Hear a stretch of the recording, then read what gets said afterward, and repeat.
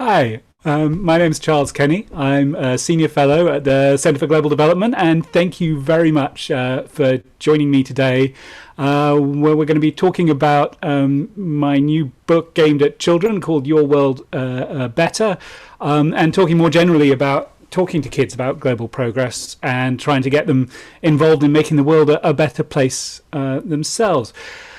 I hope you'll have questions and comments and reactions, which would be great if you'd send sort of during the presentation. You can do it by Twitter, you can do it by email, you can do it by YouTube. Thank you, Saul. I think he's sharing details on how to do that.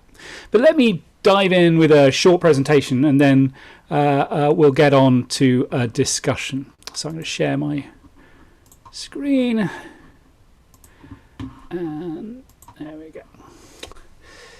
So I want to talk about Your World Better, but as part of a broader conversation about talking to kids about progress. I should say up front, many of you will know I'm not a teacher, and I'm a first-time children's author, and I'm pretty sure a more colourful version of the book might do better. I'm even more sure that if it was a version written by, Rick Riordan, it would do a lot better. But I did try to write it like I was having a conversation with my then 12-year-old daughter. Modesty aside, she's smart, and I aimed it at a smart kid. And with no false modesty, I can also say that she wasn't a huge fan of the book.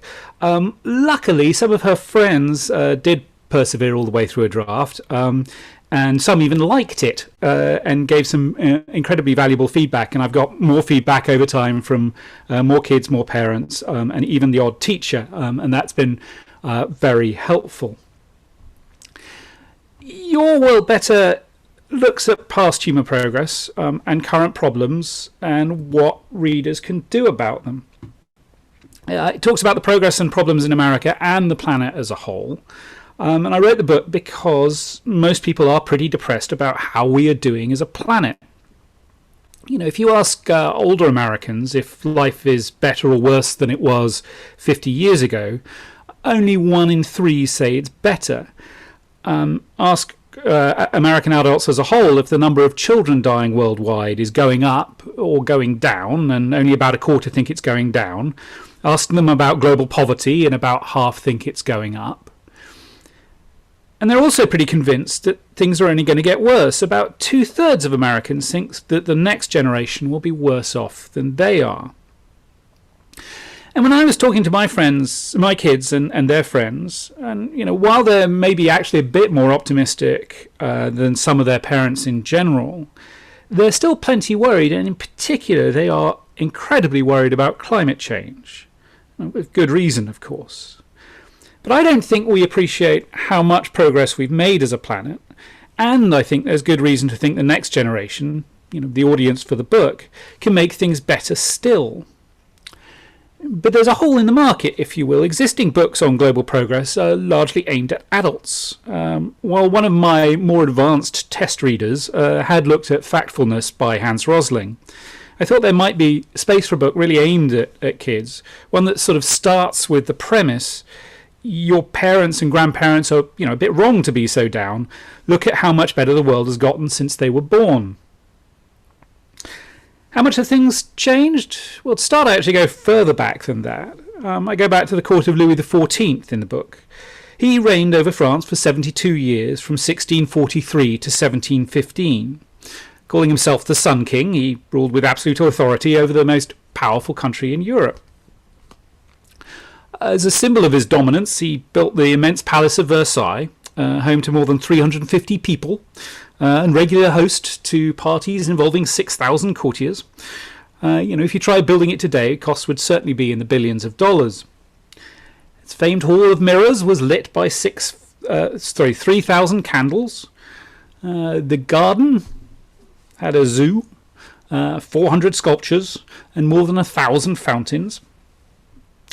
Here's a bucolic picture of the family of Louis. And yet, for all of his wealth and power, Louis's life was filled with tragedy. This circle holds his immediate family, And look what happened to his wife and kids. Top of the circle is Louis himself in the slightly revealing gold robe. At his elbow is Queen Maria Theresa. She died at the age of 44. Straight below King Louis is Louis Jr. He died at 50 before his father from a case of smallpox. At the bottom of the circle there's a portrait. It's of Anne and Marie. Both of them died at 3 months before the picture of the family as a whole was painted. Below Louis Jr. is Marie-Thérèse. She died at age 5 from tuberculosis. On the other side of Queen Maria is Philippe Charles. He died at age 3 of a chest infection. After this painting was painted, Louis had one more son, Louis Francois. He died at 5 months. Everybody in that circle died from infections that wouldn't kill you today. The king himself died at the age of 77, but from a case of gangrene. And let's go back to the palace. Here's a plan. However long you look at this image, one thing you won't find is a toilet. There were none, not even for the royal family. And even when the Hall of Mirrors was being lit by 3,000 candles, most of the palace would have been pitch black at night. And in winter it would have been freezing cold because heating only involved the odd fireplace. And that, of course, was the finest house of the most powerful man in Europe. Most people lived lives that today we'd consider the depths of deprivation.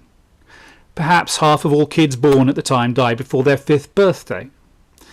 Most houses had perhaps 2 rooms, one open fireplace for heat, light and cooking, small windows without any glass in them, and instead of a front door made of wood, they just used curtains because good wood was very expensive. Their beds were at best straw-stuffed mattresses, they had no running water, no toilets. This is the lot of the great majority of humanity for the great majority of history, and that is of course only part of the story. Here's a painting of a school in Holland during the time of Louis XIV, admittedly by a somewhat satirical artist, but it still doesn't look like much learning was going on. And these, of course, were the fortunate kids, because only a very few of the world's population of children went to school at all. And from an early age, certainly by the reader's age, they would be working. 8 or 9 out of every 10 people were working in the fields, doing back-breaking labour with no combine harvesters or tractors, few horses even. Nearly all of the weeding and seeding and harvesting and collecting was done by hand. They didn't even have the right to complain or share their opinions on anything from religion to politics. Here's a statue of Louis trampling on heresy and a painting of his triumph over heresy. Louis, who was a Catholic, expelled Jews from France, persecuted the Protestants there and forcefully converted them. Very few places or times through history have we seen freedom of religion or tolerance for democratic thoughts. Louis's Code Noir was considered terribly forward-thinking at the time because it stipulated owners could chain and beat their slaves but could not torture or mutilate them. Again, slavery was a worldwide practice at the time. Violence was simply everyday. Beatings from parents or overseers, assaults by bandits, even murder rates in Europe were about 10 times the level of today. So what has changed? And when did it change? As I hinted at, the first point made by each of the subject chapters of Your World Better is that a lot has changed, and a lot has changed in just the last few decades since the reader's parents and grandparents were young.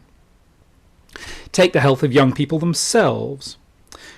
Out of every child born, how many died before they were 15?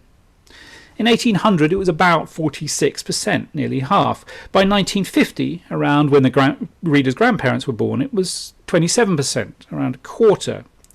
Today, globally, it is 4.6%, less than 1 in 20. I note in the book that the decline in young mortality in the US since 1950 is about 80% and discuss some of the reasons we've seen these national and global changes. What about money? Let's look at the proportion of the world living in extreme poverty, around $1.90 a day. In the US, give or take, you're considered to be living in poverty if you're in a home where people survive on about 10 times that amount. So it's a really low bar. But for most of history, most people lived on less. We've gone from about 90% of the world living this kind of extreme poverty to 10%. And again, most of that progress has been in the time since the reader's grandparents were young. At the same time, the book does describe slower progress against poverty in the US, as well as rising inequality, because that's the second big focus of the core chapters of the book, that despite progress there still are considerable challenges, some of which are growing. And in that regard it discusses the Kabura family from Burundi. Arkady was 28 years old when this picture was taken and a farmer, his wife Janine 25, also a farmer. They lived with their daughter Katia, who's 2 years old at the bottom there, and their 3-month-old twin boys. Their house is little different from the houses lived in by the great majority of people through history: thatched roof, mud floors and walls, water from a stream, a pit toilet. The Kaburas are better off than most people through most of history in that their children are less likely to die of an infectious disease and far more likely to go to school. But why do the Kaburas live in material conditions little better than the poorest people in France a few hundred years ago? The book argues it isn't their fault. Both parents work long hours on the farm, more than 84 hours a week between them.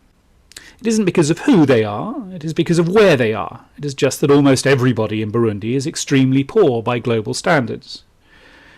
I argue that in a world where so many are so rich, that some remain this poor through no fault of their own is simply immoral. After chapters on how homes have changed and US and global progress and problems in schooling, the work chapter records the remarkable change in what people do for a living over time in the US and worldwide, away from farms and towards shops, restaurants and offices, while noting at the same time the stagnation in working hours, the huge number of people stuck in low-quality jobs, and the discrimination in access to good jobs. The violence chapter discusses trends in school-based violence, as well as murder and war, pointing out the long-term decline in violent deaths, but the considerable exceptions, including that the US is an outlier in gun deaths. The rights chapter looks at racism, sexism and discrimination on account of sexual orientation, noting the progress in both laws and surveyed attitudes worldwide, but also discussing the sickening level of discrimination that still exists, and the background to the Black Lives Matter protests. Many of the kids I've discussed the book with took part in those protests. After a chapter on democracy covering progress and recent backsliding, Your World Better turns to happiness and depression. About 5.7 billion people worldwide reported they felt happiness, laughter or enjoyment on the previous day, compared to less than a third who reported feeling worry, sadness and anger. But the book notes that there isn't really much evidence of a considerably increasing US or global self-reported happiness over time. And there are still hundreds of millions of depressed and worried people. In the US, for example, nearly 1 out of 8 young people have a depressive episode each year. And of course there's climate and the environment, with rising global temperatures and sea levels and rates of extinction. That said, the book highlights that just as we have seen progress is possible against poverty and violence and injustice, we've also demonstrated we can make progress on environmental concerns. In 1940, the world produced 51 million tonnes of sulfur dioxide, an ingredient in smog. In 1980, emissions reached 3 times that, 151 million tonnes. But by 2010, the world was back below 100 million tonnes. Since 1990, the number of people worldwide who die each year from air pollution has halved, and the change has been similar in the US. Well, there's the fact that we're fixing the ozone hole. The world's governments came together to agree strict limits on chlorofluorocarbons, and the ozone layer has begun to recover. And the coming together bit is really important, because the book repeatedly suggests that the challenge we face are too big to be solved by one person alone. They take working with governments, the most powerful force for change there is. Which leads to the things that the book suggests about what kids can do.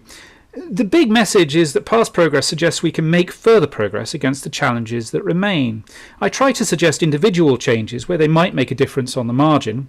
Eat less meat, for example. Don't distract your parents when they are driving, and so on. And I also point to a number of groups that provide volunteering opportunities. But the book's examples of people who have made a difference, people like climate activist Greta Thunberg and Manal al-Sharif, who videos herself driving in Saudi Arabia, tend to be those who committed individual acts of bravery in the ultimate hope that it would move societies or the world as a whole. And that's because the book is clear that progress often comes down to government and international collaboration. Take Jeff Bezos, the world's richest man. He could probably afford to build a modern Versailles and certainly throw in a few toilets, some lights and a heating system as well. But his immense wealth, all of it, would be only enough to finance the spending of the US government for 12 days. One of the central arguments of the book is that big challenges require big tools, and the world's governments, especially when they work together, can achieve remarkable things. But they need to be pressured and encouraged to do those things, and that's where readers come in. The book ends with a bit of a rallying cry. Past progress is no grounds for complacency. We still have real problems that need fixing, and that we can fix them creates a moral obligation to do so. Luckily, we have a generation that's fantastically equipped to help. The greatest generation of all time. The 2,720,000,000 people born worldwide between 2001 and 2020 are the healthiest set of children ever. They're the most educated, they're the freest, and they'll have technologies to achieve more things than ever before. I think it will be amazing to watch what they accomplish, and that's pretty much the conclusion of the book. I hope reading Your World Better gives some kids some hope that they can change things and ideas about how to do that. If I have piqued your interest, the book is available on Amazon with profits going to UNICEF, or can be downloaded free from my website. I'd be interested to know if you or the kids you give the book to think I get the balance right between progress and problems, between suggesting the scale of problems and yet trying to persuade young people that they do have the power to fix them, let alone in the terms of the language and approach I use, which isn't quite as heavily statistical as this presentation might have left you thinking, but still involves a high ratio of numbers to stories. So I'd love to open up the discussion and hear any thoughts that you might have on stories to tell, getting the balance right, and thinking through global problems with young people. Thanks very much. I'll stop sharing my screen, and then maybe we can start opening with a discussion. Here we go. Let me start video. Pardon me. There we go. Bit of a blank. So let me see for any questions. Thank you, George. Right. So first question, you mentioned that the government budget is significantly less than, significantly more than Jeff Bezos's net worth. Can you speak to any advice, career or otherwise, you give to some of the students that are watching the presentation? So, I mean, the book basically does suggest it is in some ways a rallying cry to care about policy, and so the subtext is working in or for governments is a really powerful force for change. Now, it's not the only one. I work in a think tank, and most of our work is aimed at changing policy, but not all of it. And there are many individual sort of entrepreneurs out there creating fantastic new products, doing fantastic research and so on that is life-changing too. So it's certainly not the only course. But I do feel a bit of a need for a course correction, and this is partially based on talks I give to older students, college-age students, on getting better and so on. I find that there is a strong drive towards social entrepreneurship, and again, I think that's a great thing, and I'm really glad that they want to, do well by doing good, if you will. But there is a lot less interest in, as it might be, joining USAID or even thinking about a career in the World Bank, and not everybody should be joining USAID or having a career in the World Bank, or indeed working for departments of health and so on. But I wish sort of more ambitious young people who wanted to change the world really thought of that as probably one of the top options to do so. At the moment, I feel there is this kind of shift away from that kind of thinking. And we've seen over the last year or so just how powerful governments can be when they get things right, and how awful it is when they don't. And so, the more we have smart, capable, committed people in government, I think, the better the world will be. Another thanks, George. One reason this presentation is fascinating, thank you, is that it seems we take for granted certain amenities, like having a toilet. What are some ways in which people can remember the past and not become spoiled? Are we doomed to always be discontent with the things we have? To some extent, that's the subject of the happiness chapter, which points out, arguably there has been some upward movement in the percentage of people who say, in answer to a poll, on a scale of 1 to 10, where 1 is misery and 10 is hedonistic delight, where do you rank yourself? There's some evidence of a slight upward trend in answers to those questions worldwide, but not much, not as much as you might expect, given how much progress we've made. And again, there's certainly evidence through history of lots of people having a great time, despite the fact they were suffering material and medical standards of living that we would find absolutely shocking. I think it's lucky that humans don't have to rely on a level of material well-being and social services that they didn't have for 99% of the time they were on the planet in order to be broadly content with life. In some ways, that makes me think that happiness is overrated as the be-all and end-all of life. I think it is good news that the proportion of kids dying young has gone from nearly half to 5%, even if it's a little hard to see it in the aggregate happiness statistics. I think it's sort of human to be worried, to keep on worrying, even if sort of objective problems look like they've changed a lot and indeed in some ways got a lot better. And so I think we'll always be striving, but actually that's not a bad thing either. I mean, if again, part of the point of the book is there's still a lot of work to be done.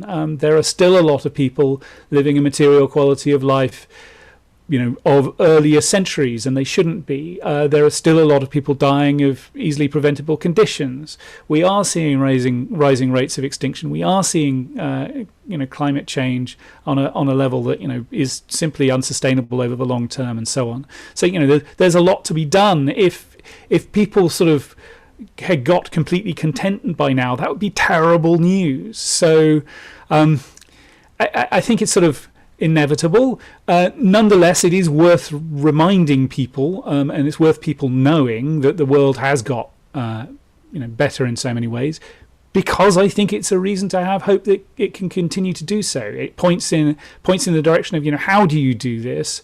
Can it be done? Yes. How do you do it? Well, let's look at some examples of previous change and how it was done.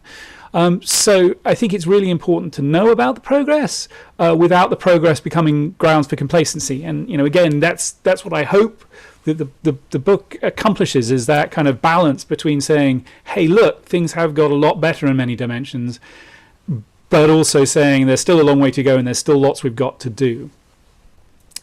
One more question. The World Bank has forecast that poverty will rise for the first time in decades.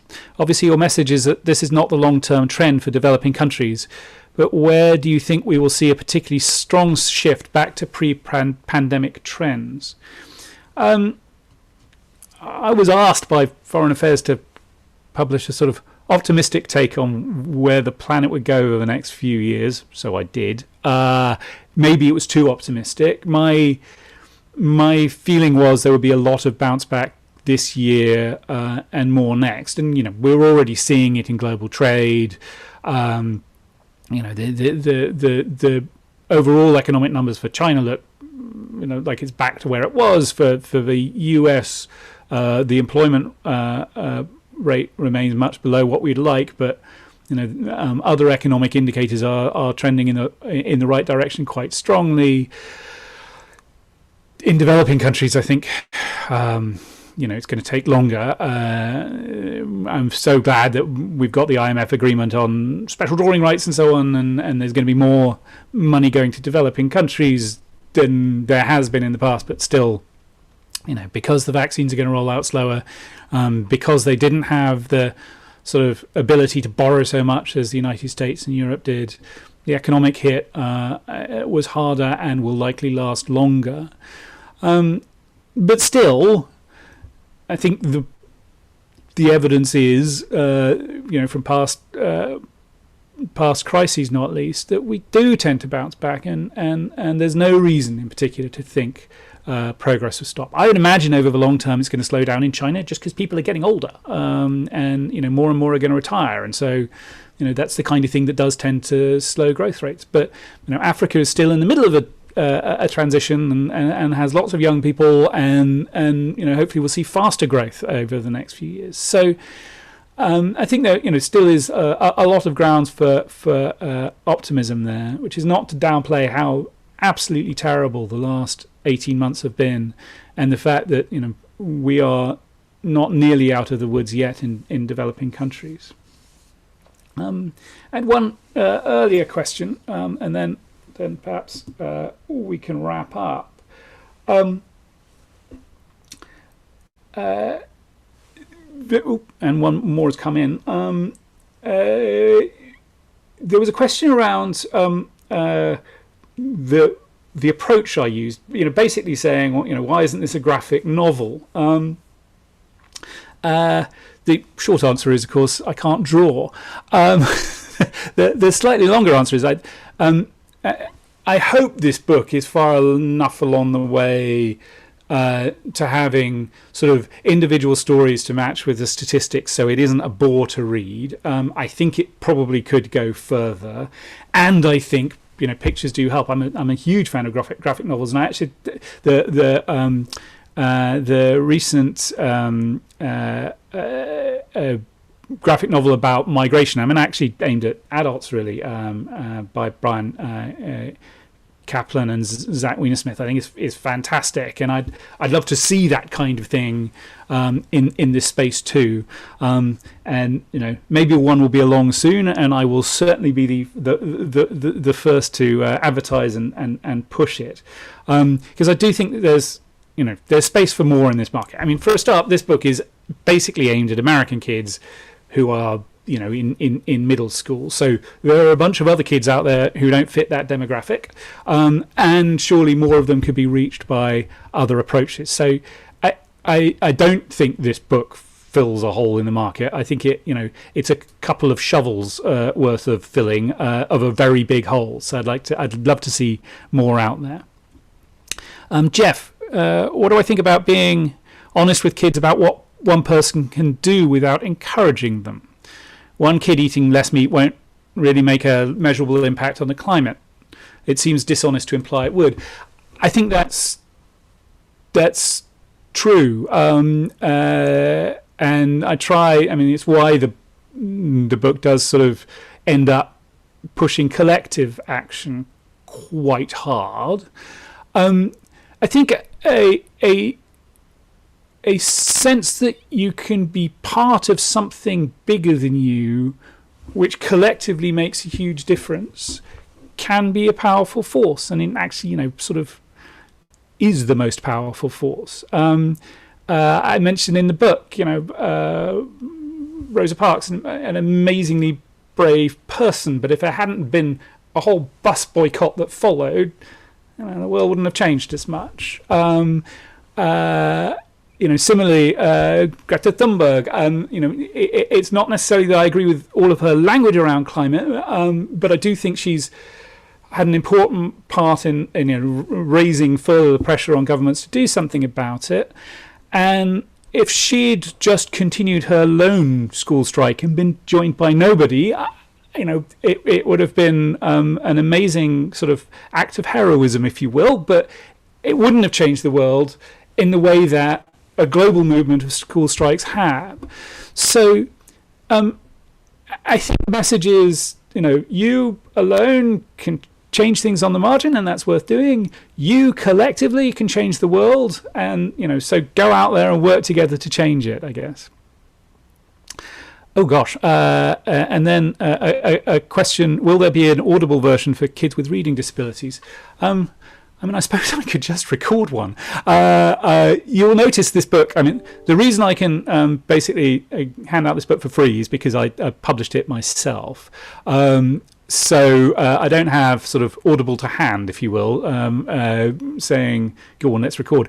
But I guess there's no reason why I couldn't. And I guess if there's thinking there might be demand, I'll do it. The book has been doing, I think, pretty well, considering it's priced to sell and available for free. I think it's sold getting towards 1,000 copies so far, and it's early days, and I hope it keeps on going. And that's sales, so I don't track free downloads. So maybe I should be happy, except there is demand, and get on with recording it. If anybody really wants to listen to my voice for that long.